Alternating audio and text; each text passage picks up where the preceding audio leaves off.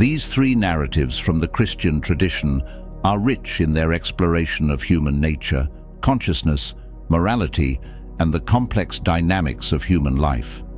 They offer insights into the emergence of self-awareness, the awakening to moral consciousness, and the intrinsic nature of suffering and labor as fundamental aspects of the human condition. The journey from a state of innocence to a state of conscious awareness encapsulates a profound transition in the human experience. In the genesis of human consciousness, Adam and Eve initially existed in an unconscious state, blissfully ignorant in their paradisiacal garden. They were untouched by the concepts of mortality or self-awareness, living in a realm where the notions of death and individual identity were non-existent.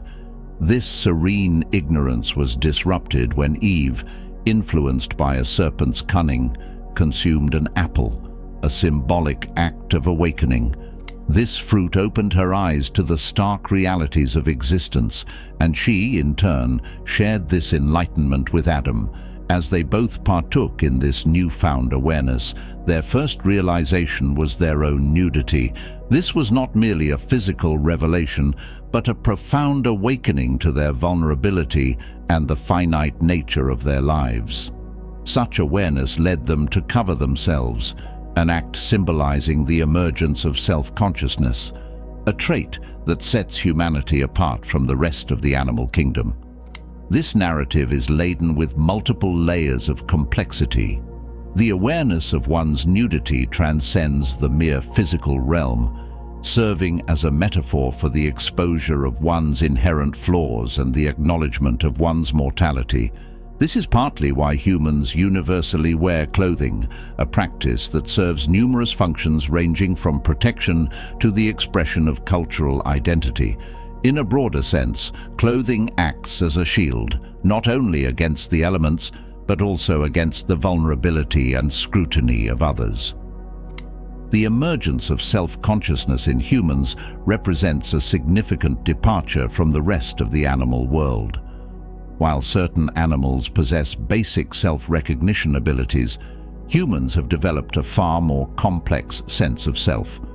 We have constructed entire philosophies and articulated theories about our existence and individuality, a feat unparalleled in the animal kingdom. However, this self-consciousness often bears the weight of neuroticism and negative emotions. The heightened awareness of oneself, especially in social contexts or under public scrutiny, can lead to feelings of embarrassment and anxiety. This aspect of human psychology reveals the double-edged nature of our self-awareness.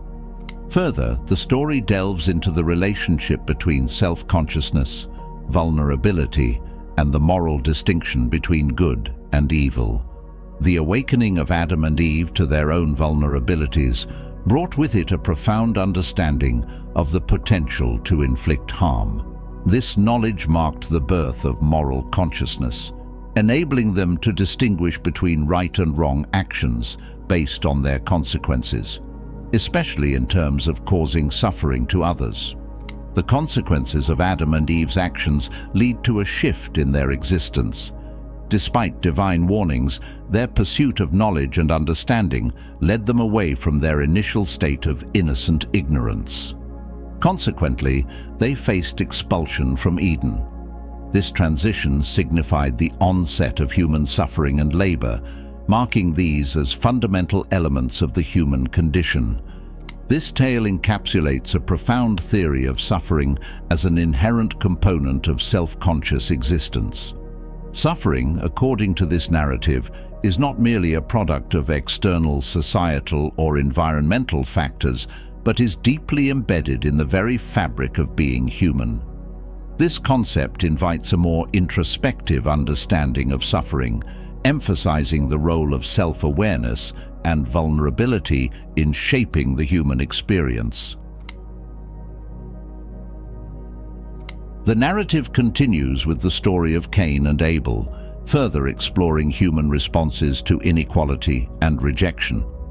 Cain's sacrifices to God, unlike Abel's, were not received favorably, leading Cain to confront God. about the seeming injustices of life.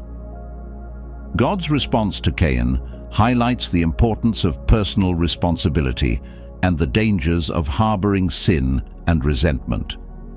This part of the story underscores the human tendency to attribute personal failures to external circumstances, often overlooking the destructive nature of such attitudes. Cain's eventual murder of Abel, driven by envy and resentment, marks a pivotal moment in the annals of human history, the introduction of violence and fratricide. This act, far more than a mere sibling rivalry gone wrong, symbolizes the broader human capacity for destructive actions driven by deep-seated negative emotions. It illustrates how unchecked bitterness and jealousy can escalate into devastating consequences, leaving an indelible mark on the fabric of human relationships and history. The narrative does not merely stop at this fratricidal event, but extends to explore the generational impact of Cain's actions. His lineage is marked by an increasing severity in retribution and vengeance, portraying a pattern of escalating violence that resonates through generations. This increasing trend of hostility and revenge is a testament to the deep-rooted aggressive instincts within humanity, tracing back to Cain's initial act of violence. This part of the story serves as a stark reminder of the enduring consequences of our actions, not just on ourselves but on the subsequent generations. The story of the flood, which follows, ties these themes together. The flood is depicted not just as a divine response to the rampant corruption and wickedness of humanity, but also as a metaphor for the cyclical nature of human existence, a recurring theme of societal rise, decay, and renewal. The flood represents a form of cleansing, an erasure of the accumulated moral and ethical decay, yet it also serves as a poignant reminder of the persistent human flaws that often precipitate such drastic divine interventions. These narratives touch upon themes of divine justice and human free will. The characters in these stories are not merely passive recipients of their fate, but are actively engaged in making choices that have far-reaching consequences. The divine responses to these actions, whether it is the expulsion from Eden or the flood, are portrayed as reactions to human choices, emphasizing the theme of responsibility and the moral weight of decisions.